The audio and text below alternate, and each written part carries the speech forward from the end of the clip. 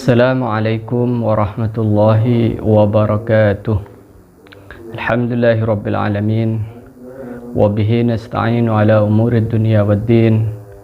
Wassalatu wassalamu ala asyrafil anbiya'i wal mursalin sayyidina Muhammadin wa ala alihi wa sahbihi ajma'in. Amma ba'du. Kawan-kawan mahasiswa dan mahasiswi STAI Al-Fitrah Prodi Akhlak Tasawuf yang dirahmati oleh Allah, kita akan melanjutkan pembacaan kitab Qawaidut Tasawuf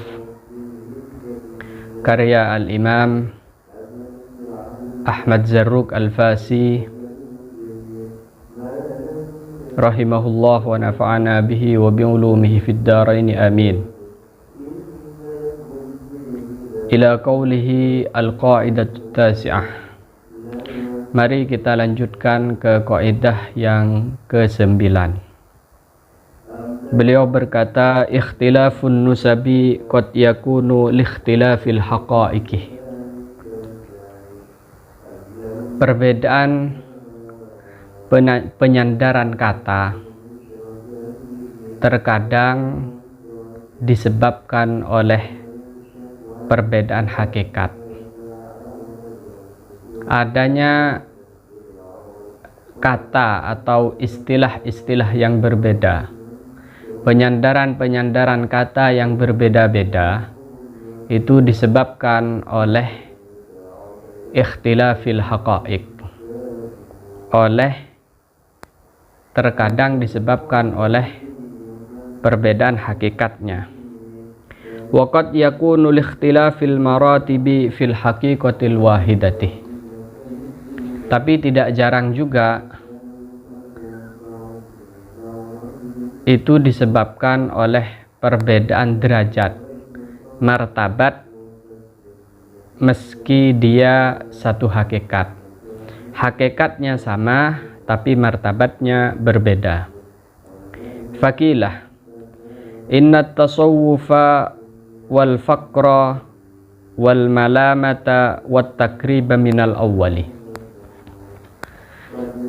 Fakilah, maka ada yang berpendapat bahwa kata tasawuf, terminologi tasawuf, fakr, kefakiran, malamah, malamatiyah, wat takriba dan muqarrab, itu diambil dari kata yang pertama. Berarti diambil dari kata tasawuf. Ini pendapat pertama. Jadi seseorang menyebut fakir, seseorang menyebut dirinya malamati, seseorang menyebut dirinya muqarrab, itu diambil dari kata at-tasawuf. Malamati nanti akan kita jelaskan. Malamatiyah itu salah satu aliran di dalam tasawuf, di mana aliran tersebut menampakkan kejelekan dirinya secara sengaja dengan maksud menghinakan hawa nafsunya supaya dia tidak cinta pada pujian manusia, dan supaya dari hatinya itu tercabut sifat ujub, sifat bangga diri, bangga hati, dan sifat takabbur serta saudara-saudaranya. Maka penganut malamatiyah ini, dia secara sengaja misalkan membawa sebotol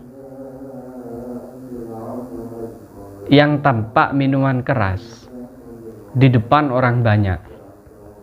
Namun sebenarnya itu bukan minuman keras, hanya botolnya saja. Kemudian botol tersebut diisi dengan teh, sehingga orang mengira bahwa dia adalah pemabuk. Dengan demikian tidak ada kesempatan buat hatinya, buat dirinya untuk menerima pujian dari orang lain, sehingga sikap sifat ujub, sifat bangga hati, dan sifat takabur itu tidak bisa menempati hati seorang malamati. Itu sekilas apa yang dimaksud dengan malamatiyah. Nah, kata faqr, malamati maupun juga muqarrab itu diambil dari kata tasawuf. Ini menurut pendapat yang pertama. Jadi di kaidah ini menjelaskan bahwa perbedaan penyandaran, berarti kan di sini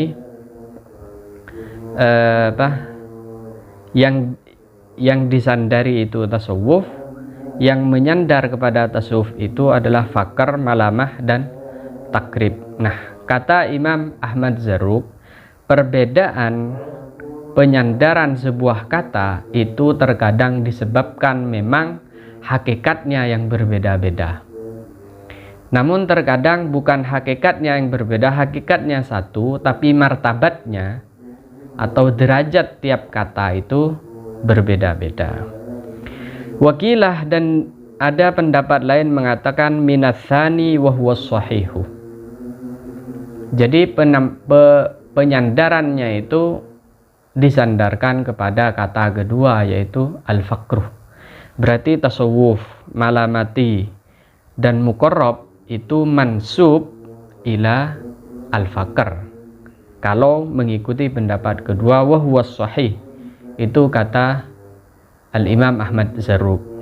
Saya melihat kenapa Imam Zarruq mengambil pendapat ini dan mengatakan ditarjih wa huwa shahih, karena memang yang muncul lebih awal itu fakir atau fakir atau fuqara jamaknya, sebelum muncul kosakata tasawuf. Mungkin dari sana. Ala anna sufiyah huwal amilu fi tasfiyati waqtihi amma siwal haqqih.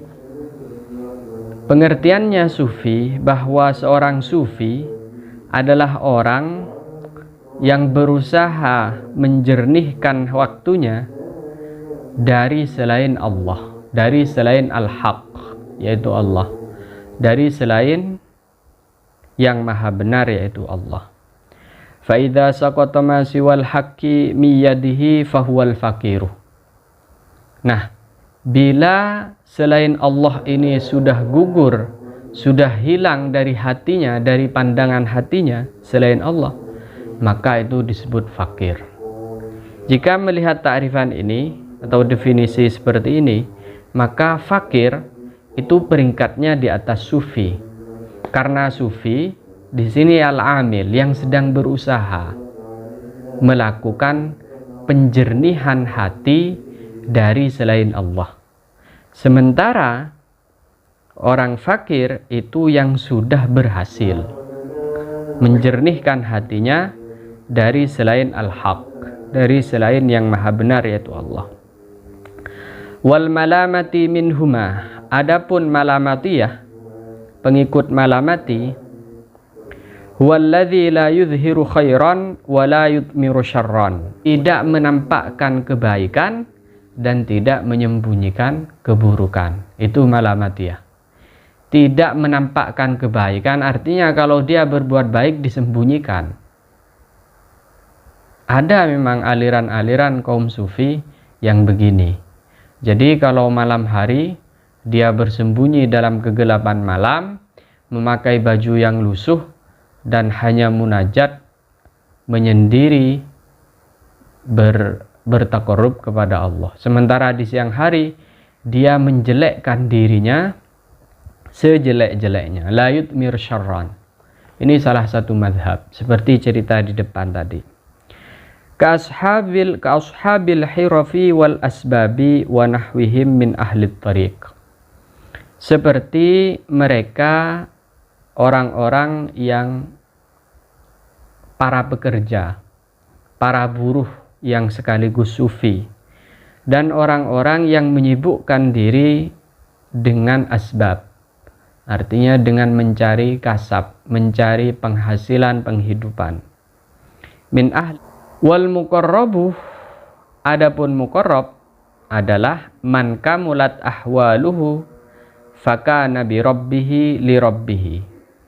Muqarrab adalah orang yang sudah sempurna ahwalnya, dia selalu bersama Tuhannya karena Tuhannya. Li rabbihi li rabbihi. Laisa lahu an siwal haqqi ikhbarun. Tidak mau mencari tahu tentang selain Allah. Wala ma'a ghairallahi qararun. Dan dia selalu yastauhish dalam makom wahsyah. Wahsyah itu artinya selalu merasa gelisah, galau jika tidak bersama Allah. Laisa wala ma'a ghairillahi qararun.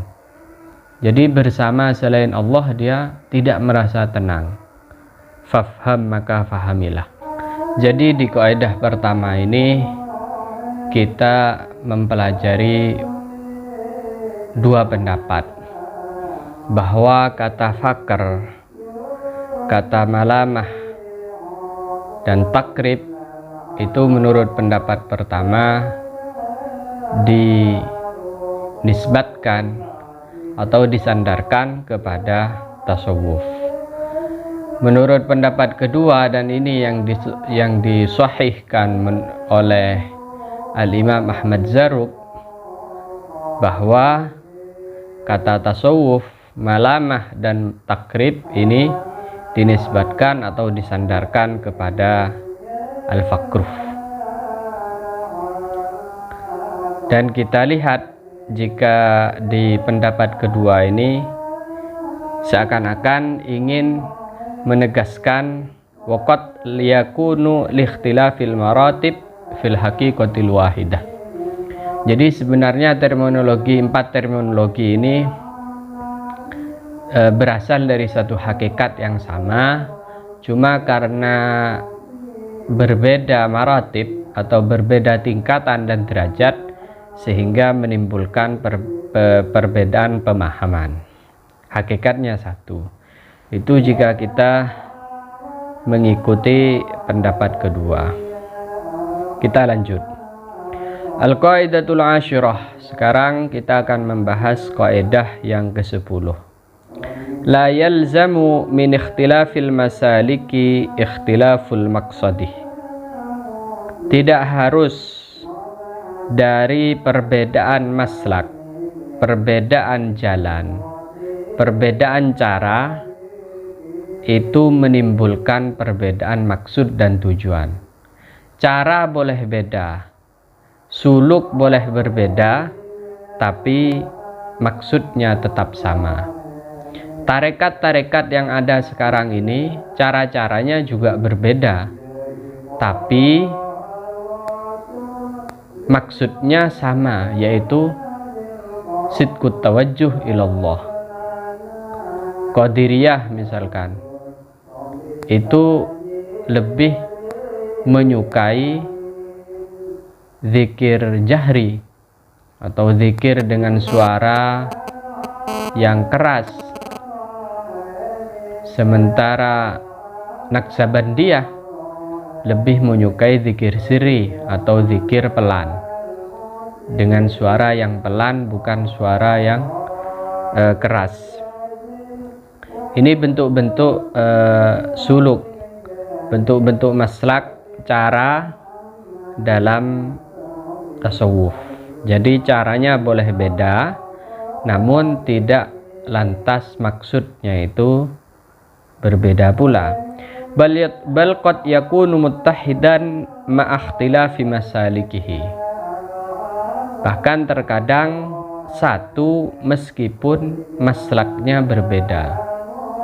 Ini seperti dauhnya Al-Imam Al-Junaid Sayyidut Ta'ifah yang mengatakan at-turuq ilallahi bi'adadil anfus. Jalan menuju Allah ini jumlahnya seperti jumlah jiwa-jiwa, seperti jumlah manusia itu sendiri. Artinya banyak jalan menuju Allah. Kal ibadati seperti ibadah, waz zahadati dan zuhud, wal ma'rifati dan ma'rifat, masalikuh adalah beberapa jalan, likurbil haqqih untuk mendekatkan diri kepada yang maha benar yaitu Allah, ala sabilil karamati, atas jalan kemuliaan, wa kulluha mutadakhilatun, semua jalan, semua maslak dan suluk dalam bahasa tasawufnya ini mutadakhilatun, saling bersinergi, saling berbagi. Fala budda lil arifi min ibadatin, harus bagi seorang arif itu memiliki bagian dari ibadah. Jadi meskipun orang itu bergelar al-arif billah, misalkan orang yang sudah ma'rifat kepada Allah, dia harus memiliki bagian dalam dirinya dari ibadah. Wa illa fala ibrata bima'rifatihi idza lam ya'bud ma'rufahu, jika tidak, maka tidak ada ibrah, tidak ada manfaatnya, tidak ada fungsi dari ma'rifatnya dia jika dia tidak menyembah ma'rufnya. Mengaku mengenal tapi tidak menyembah yang dikenal. Mengaku mengenal Allah tapi tidak menyembah Allah. Wala budda min zahadatin, dan juga seorang arif ini juga harus mempunyai dalam dirinya bagian dari kezuhudan. Wa illa fala haqiqata indahu, jika tidak ada dalam dirinya kezuhudan, maka tidak ada hakikat di sisinya. Idz lam yu'rid amman siwahu, karena jika tidak ada kezuhudan, maka dia belum benar-benar memalingkan diri dari selain Allah. Jadi begitu, orang disebut arif, dia pasti dalam dirinya menyimpan ibadah, menyimpan kezuhudan. Wala budda lil abidi minhuma, demikian juga seorang yang bergelar abid, misalnya ahli ibadah, mesti di dalam dirinya itu menyimpan dua perkara yang selain ibadah, yaitu al-ma'rifah waz-zahadah, ma'rifat dan kezuhudan harus. Idla ibadata illa bima'rifatin, karena tidak ada ibadah kecuali dengan ma'rifat. Artinya orang kalau mau ibadah ya harus tahu ilmunya. Orang kalau mau ibadah harus kenal ma'budnya. Nah, ini yang dimaksud. Jadi orang yang bergelar abid itu tidak semata-mata karena dia rajin ibadah, bukan, tapi dia mengetahui dan bertanggung jawab dengan segala hal yang terkait dengan ibadahnya. Dia kenal ma'budnya, dan dia juga memahami dan menguasai syarat-syarat, rukun-rukun, mubtilat ibadah. Wala zuhda la ibadah illa wala faragha lil ibadati illa bizuhdin, dan tidak ada pengasingan diri untuk ibadah kecuali harus dibarengi dengan kezuhudan. Jadi seorang abid pun dia harus mengumpulkan dalam dirinya kezuhudan dan juga ma'rifat. Wazahidu kadzalika, demikian juga orang yang bergelar zuhud, misalkan dia seorang yang zuhud, harus dalam dirinya ada ma'rifah, ada pengetahuan, dan juga harus ada kistun minal ibadah, bagian dari ibadah. Idla zuhda illa bima'rifah, karena seseorang tidak bisa zuhud kecuali dia mengenal atau mengetahui cara-cara zuhud. Kalau tidak, ngawur namanya. Zuhud tapi gak tahu ilmunya, itu zuhudan, sok zuhud atau pura-pura zuhud. Makanya seorang sufi ini tidak dibenarkan tidak berilmu. Dia harus berilmu, belajar ilmu zuhud, belajar ilmu ibadah, belajar ilmu ma'rifat, bagaimana mengenal Allah secara benar. Wa illa 'ada batalatan, jika kezuhudannya tersebut tidak dibarengi dengan ma'rifat dan ibadah, maka dia sebenarnya pengangguran. batalah. Naam, man ghalaba alaihi al-amalu fa'abid. Nah, sekarang bagaimana orang itu kemudian bergelar abid, bergelar zahid, bergelar arif? Itu dilihat dari apanya, dari aspek apanya. Ya man ghalabah, barang siapa yang unggul, ngelindih atau mendominasi di dalam dirinya al-amal, amal, maka kita sebut dia itu abid. Jadi bergantung kepada aspek yang dominan dalam dirinya, sisi paling dominan dalam dirinya. Kalau dominan amal, kita sebut orang tersebut abid. Misalkan sholat semalam 100 rakaat, 300 rakaat, 1000 rakaat, kita sebut orang tersebut abid, karena yang dominan di dalam dirinya adalah al-amal. Awit tarku fazahid, atau di dalam dirinya dominan tarku, meninggalkan karena sifat hati-hati, meninggalkan dunia karena takut dikuasai dunia, misalkan meninggalkan sesuatu yang syubhat karena takut masuk di dalam haram, maka kita sebut orang tersebut zahid. Awin nazar li tasrifil haqqi fa'arifun. Nah, kalau orang itu hatinya dan pandangannya selalu didominasi oleh perasaan bahwa semua ini digerakkan atau dikuasai oleh Allah, maka orang tersebut kita sebut arif. Wal kullu sufiyatun, semua itu kita sebut sufiyah, orang yang bertasawuf, atau semua itu disebut kaum sufi. Jadi baik abid, baik zahid maupun arif, itu semua disebut sufi. Hanya penamaan-penamaan ini dilihat dari aspek yang paling dominan dalam orang tersebut. Kalau dominan amal, maka kita sebut abid. Kalau dominan tarku, dominan meninggalkan karena kehati-hatian dan lain sebagainya, maka kita sebut orang tersebut zuhud, meninggalkan dunia karena hati-hati takut dikuasai dunia. Atau orang tersebut melihat segala hal yang berlaku, yang terjadi di muka bumi ini adalah bentuk tasrifil haqqi, kekuasaan Allah atau kehendak Allah, maka orang tersebut kita sebut sebagai arif. Tapi semua itu kita sebut sebagai sufiyah. Ini yang dimaksud di awal wa kulluha mutadakhilah, bahwa semua sifat-sifat ini mutadakhilah, bersinergi, bersifat sinergis dan bersifat integral, tidak bisa dipisah. Bersifat sinergis dan integral.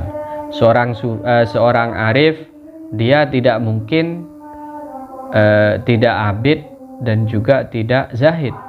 Demikian juga seorang abid, dia pasti ada ma'rifahnya dan ada kezuhudannya. Seorang zahid juga harus ahli ibadah dan juga harus punya ma'rifah, pengetahuan. Jadi ini mutadakhilah. Wallahu alam. Sekian dari Al-Fakir yang bisa saya bacakan. Mudah-mudahan ada manfaatnya. Wallahul muwaffiq ila aqwamit thariq. Wassalamualaikum warahmatullahi wabarakatuh.